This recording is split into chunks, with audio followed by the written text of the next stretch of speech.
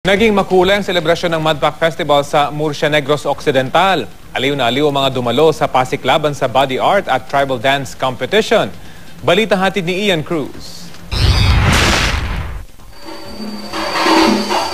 Makukulay at dekalidad na body art, magagarbong costume na pasok sa animoy pang telebisyon at pelikula.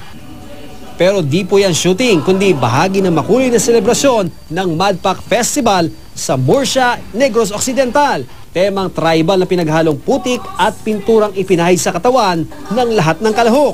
Bukod sa pagpapakitang gilas sa pagpipinta ng body art, humataw din ang mga kalahok sa tribal dance competition. Ang bawat grupo, kanya-kanyang estilo sa pagindak at kung may nagpakitang gilas sa sayawan. Mga dumagungdong na performance naman ang ipinamalas ng mga lumahok sa drum beating competition. Ayon sa mga organizer ng festival, layunin nitong ipaalala sa publiko ang kahalagahan ng pangangalaga sa kalikasan. Sinisimbolo ng paglagay ng putik sa katawan ang pagbabalik at pakikiisa ng tao sa kalikasan. Actually, the concept of Mudpack is really to highlight the distinct colored clay here in the resort sa Mambucal. We have a lot of colored clay and we would want to highlight that.